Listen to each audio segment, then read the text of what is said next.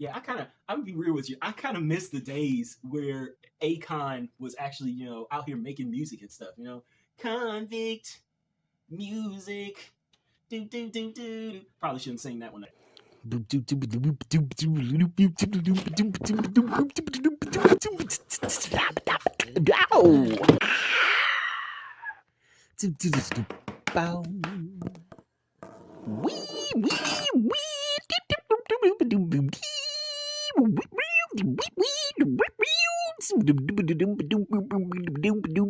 Wow.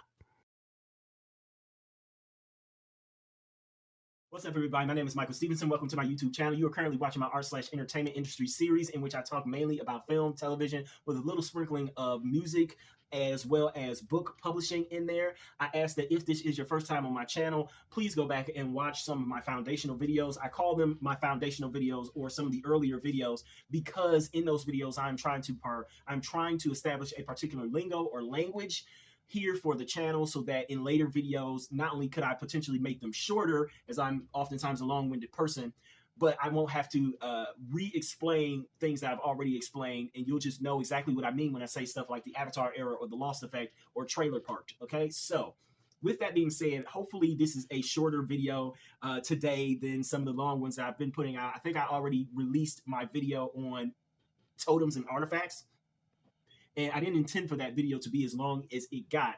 So I'm hoping that I can hit you with a shorter video today to make up for the time that I ate up of you guys watching it or listening to it yesterday or previously. So today I wanted to talk about Marvel's essential lack of conviction for their characters. And when I say this, what I'm talking about is that post-Endgame, although to be fair, this has somewhat been a bit of a problem for a few characters for a while, but post-Endgame specifically, it has really stood out to me that the characters kind of lack conviction in what they are doing, the heroes specifically. So what do I mean by that? Basically, it boils down to this. The heroes, the superheroes that we have in the MCU right now, a great majority of them, whether they are the TV series that we have or the films, a great majority of them feel as if they are heroes, they're superheroes or superheroines, kind of for the sake of being superheroes, which in and of itself is kind of off-putting. Going back, of course, to pre-Endgame MCU, we look at some of our favorite characters, specifically that of Iron Man and Captain America. So Iron Man was not out to necessarily become a superhero just from jump. He didn't wake up one day and be like, yeah, you know what? Today I think I want to become a superhero. That's not what his journey was. He actually followed in the path of what we know as the hero's journey in order to become a superhero. He saw exactly what his weapons were doing, the things that he was selling around the world. He not only saw what they were doing, but he witnessed them basically trying to kill him. They were trying to destroy him, at least from the inside out. And he realized that he had to take a particular action in order to not die. And that's sort of how he became this superhero that he was made, that he ultimately grew into, that he ultimately was. The fact that, again, his journey started as he's just, well, not a regular dude. He's a billionaire dude who has no qualms or no hangups about doing the business that he's in, about selling weapons around the world, about being a war merchant, so to speak. He has no qualms about that. And then he only after he experiences these things himself is he transformed, and does he realize, like, okay, maybe what I was doing was wrong, and maybe there's some person or something that should stand up to and stand against what it was that I once was, what I used to do. And if that person has to be me, then so be it. That was showing real conviction and real change of heart and of mind in what he was doing and how he wanted to conduct himself in this world at large. It forced him, or it pushed him, to become something other than what he was, as opposed to him just choosing, okay, today I'm going to be this. There was a certain level of earned, I guess I should just use the hero's journey language, right? The hero earned his herodom. He earned the right to be a hero.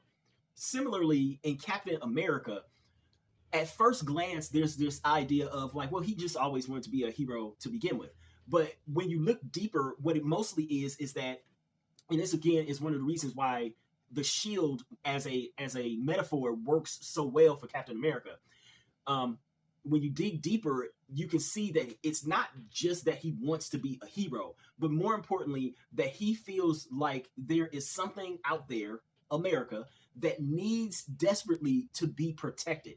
And all he wants to do is protect the thing that has been so meaningful to him. He's looking for meaning, and he realizes that being a proud American, being someone who can stand up to bullies, and also it as an aside, it also plays into that whole role of he doesn't like bullies. So him becoming a hero is in some ways not only him wanting to protect others, but it's him wanting to protect a metaphorical younger version or weaker version, younger and weaker version of himself. He's protecting small Steve Rogers and becoming this hero. He's doing things that he wants desperately to see others be kind and be joyous and be able to live a decent or good life. That's sort of the core of his character. So he doesn't just become a superhero to be a superhero. He becomes a superhero because there's something else that is motivating him. There is a conviction that is deeper than just the skin deep sort of thing that he has. He sees all this sort of, and even throughout his journey from movie to movie, that conviction seems to deepen, and it changes maybe a little bit, but it constantly is there to where it's like, he wants to be the best friend that he can be. He wants to be the best soldier that he can be. He wants to be his best, as well as being a protector of people and a protector of the idea of America. Even if America is not living up to its ideal, he wants to try to protect the idea that America is this shining city on the hill. But then you start to get a little, you just honestly start to get a little iffy about why some of these characters are the way that they are, why they're superheroes at all, or why they're heroes to begin with. And the greatest one to me is Spider-Man. It is literally one of the biggest reasons why I kind of hate Tom Holland's, or maybe I shouldn't say Tom Holland's, maybe I should just say the MCU's version of Spider-Man. To me, the MCU's version of Spider-Man has no real conviction. There's no legitimate reason as to why he should be, or why he turned into, and why he is a superhero. I've said it before. I said it in my Spider-Man video, as well as I want to say I also said it in another video, although I can't remember which one it was. But to me, one of the biggest flaws of Captain America Civil War was having Spider-Man in it. Now, again, I understand why he was in there. In the comic books, he always played a fairly big version or a fairly big role in that story. But his shoehorning into the plot, being shoehorned into the plot, made no sense. I will die on that hill. It made absolutely no sense. You take a kid who, let's say 14, 15 years old at the time, and you pretty much force him into this role in which he has gone from being your friendly neighborhood Spider-Man, I guess, or being this dude who goes out and he rescues people. He stops cars from crashing into buses, and he stops or swoops down and rescues old ladies from crosswalks, from being hit by oncoming traffic or whatever. You take that, and he goes from being that kind of a character, being that kind of a person, to suddenly he's in this almost not necessarily life and death, but anything could have happened, and a bad thing did happen with Rhodey. He goes from just pushing people around to suddenly being in this almost life and death situation, to where he's fighting other superheroes. These other superheroes who have way more experience than him, who have killed people before, or at least they've killed aliens before. They have battled legitimate. They have been in legitimate life or death scenarios time and time again. He's just gonna come and start fighting with them? Like, what?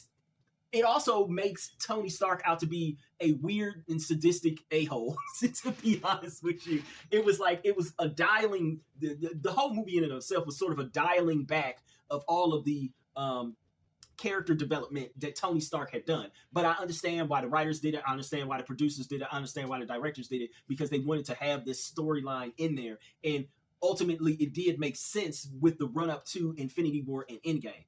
Still, though, Spider-Man being in the movie, and then Tony coming to him and saying, oh, why do you do it? And he's basically just like, I don't know, I do it to help out, and I have these powers and whatever.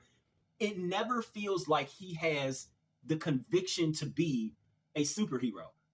And even then, even in Spider-Man Homecoming, it still doesn't feel necessarily like he's choosing to be a superhero for any other reason than he thinks it's really cool to be a superhero. That's why I really kind of hate his Spider-Man. Now, I like Miss Marvel a little bit better, but she also has pretty much the same sort of thing. Now, again, I know that I think didn't the Bengals kind of choose her in some way? The bracelet kind of choose her in some way, and she has a family history of it, so it's sort of like an inherited thing, and they go through that she is sort of she has this responsibility forced upon her, but also she does just feel like she's become this superhero because superheroes are cool, and she wants to be a superhero. There's no deeper conviction, there's no deeper meaning behind her choice to suddenly be out here constantly risking her life to save people. Like, it feels, it almost, it kind of feels numbing in a sense. Like, they are superheroes just because. There's no other reason. They're superheroes because they wanted to be superheroes one day. They woke up and they said, all right, I think today is the day that I become a superhero. And that's kind of it. Again, essentially, there's this, it just feels like their superhero-dom is a convenience rather than a conviction. It's a convenience for the plot and for the MCU overall, to where they're superheroes because, of course, they are superheroes. What else would they be? They're superpowered people. Why would they not be superheroes? Is sort of the thing. And I guess that's the question. I guess that's the question that I would pose to every writer who was wanting to write a superhero story. Ask yourself not why they would become a superhero, but why wouldn't they become a superhero? And if the question, or if the answer to that question, if you're confused by the answer to the question, or if you can't answer the question, then I think that in and of itself is kind of more telling than why they would become a superhero. So one of the things that I've noticed is that some of them don't seem to have nearly as much of a connection to the community around them as maybe past superheroes have had. So you think about it, Iron Man, the whole reason why he became Iron Man is because he went from being a billionaire who was just out there, a sort of celebrity. A lot of people knew him. He was brash, he was bold, etc., etc. So as a billionaire, he was sort of disconnected from reality, only for then reality to hit. And suddenly he had to, in many ways, be connected or reconnect in some ways to the community at large, the community around him. And that's sort of a little bit of how it felt, to where it's like, yeah, he was just this dude out there making money, etc., etc., only to then have to be confronted by that violence, and then to realize, like, oh, wait a minute, there are actually people on the end of these bombs and whatnot that I'm selling. He had to find a connection to community, whether it was just his own community in New York, or, well, it was California, and then I guess they retconned it into New York at some point. But he had to find that connection, whether it was there or whether it was to humanity as a whole. He had to find that connection, and he then fostered it throughout most of the movies, slowly but surely building a bigger, in some sense, he built his own sort of village where he's connected to other superheroes and stuff now, and he's in other people's lives, etc., etc. Spider-Man never seems to have a true connection to his community, in my opinion. I hate to say that, but it seems, for me at least, in the MCU Spider-Man, he doesn't have a connection really to New York, to Queens. He has celebritydom, don't get me wrong. He definitely feels like a celebrity, but celebrities in and of themselves are notoriously known for being disconnected, for living in a bubble type of society. So the fact that they, number one, yes, in Homecoming, he's trying to show us that he has a connection with the neighborhood and all this stuff, but even that sort of falls flat, and then taking him away from there too far from home to where he's in Europe, clearly he doesn't have any real connection there either with like the people. He's just a superhero for superhero's sake. And then of course going back with No Way Home, he weirdly enough, in the same way that, you know, both Tom and Zendaya are sort of trying this weird thing to where they don't want to be famous, he sort of shuns having a connection with the community around him just because people know who he is, because people know his secret identity, which of course is interesting because it's the exact opposite for Ant-Man and the Wasp, where like everybody knows who Ant-Man is and he's embraced it. But because he's older, I guess it makes more sense. But yeah, I don't know. They don't feel as connected to almost anything. And because they don't feel that kind of connection, there almost seems to be no real conviction behind their choice to become heroes or superheroes, outside of the fact that they have powers. Now, I will say this. Shang-Chi, and as I said, Miss Marvel, they both have connection. Although Shang-Chi doesn't really have the kind of connection that like a Spider-Man should have, because, you know, he had never been to that hidden village and all that stuff. He's only just now learning about his peoples, really. And he did have that connection with his father, though. That was the more important thing. And of course, you know, his father being the villain, blah, blah, blah, yada, yada, yada. Same old hat. But it's weird that for Miss Marvel, and I guess this again is because the bracelet is a family heirloom thing. It's weird to me that Miss Marvel does have this great connection with the community, and yet it still feels very much so like her conviction or the reason why she became a superhero is just because she wanted to be a superhero, because she idolizes superheroes. Same thing for Spider-Man. They idolize superheroes, so they're just like, oh man, as soon as if ever I get some powers, I'm going to be a superhero. And they got powers, and that's immediately what they did. Like, forget about any sort of potential danger or hazards, et cetera, et cetera. I want to be a superhero, so I'm going to be. It just feels so weird. It's so cringeworthy, in my opinion, that these superheroes, and of course the biggest one that stands out is Captain Marvel, right? As I've said in other videos, Captain Marvel has quite literally no connection with anything. She doesn't have a connection with anything in the MCU.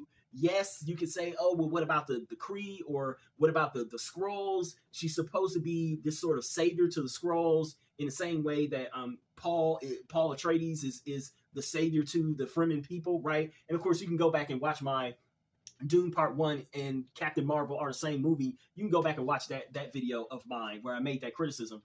But yeah, she just doesn't, why is Captain Marvel a superhero? Well, because she wanted to be a superhero.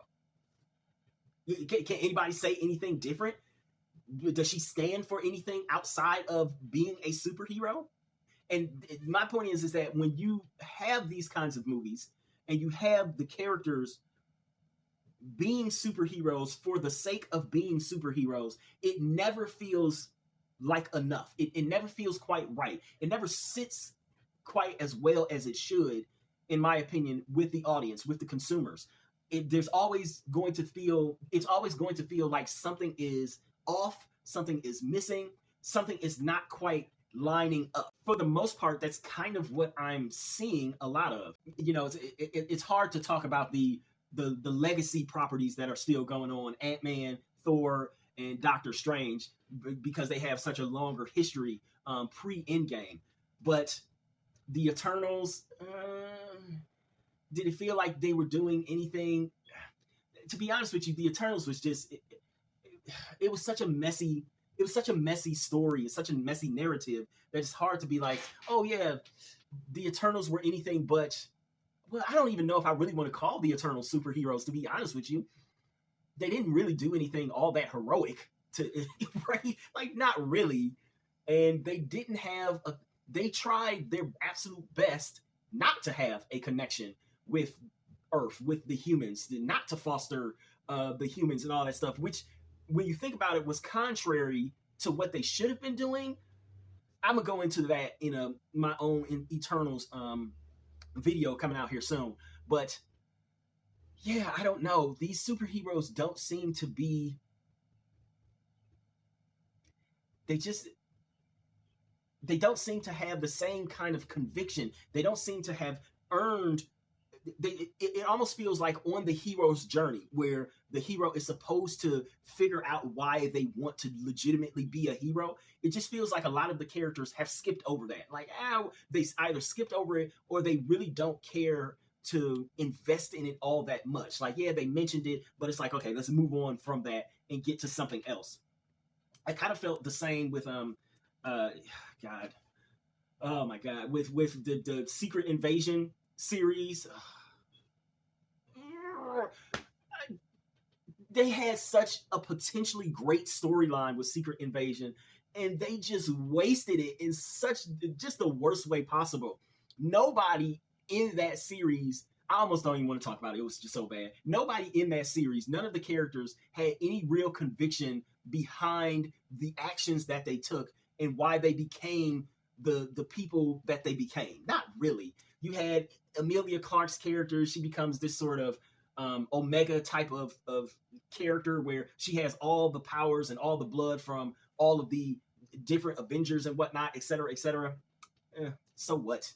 Who cares? If you don't have a legitimate reason behind it, and we as an audience, we as consumers don't feel that reason, and that's my thing, is that we have to feel it deep in our bones why these characters are pushing forward to do the things that they are doing.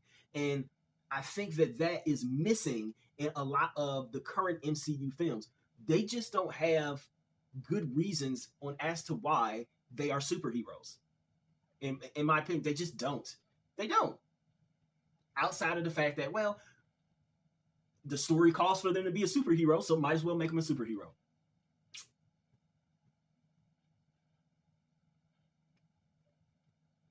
No. Almost zero conviction.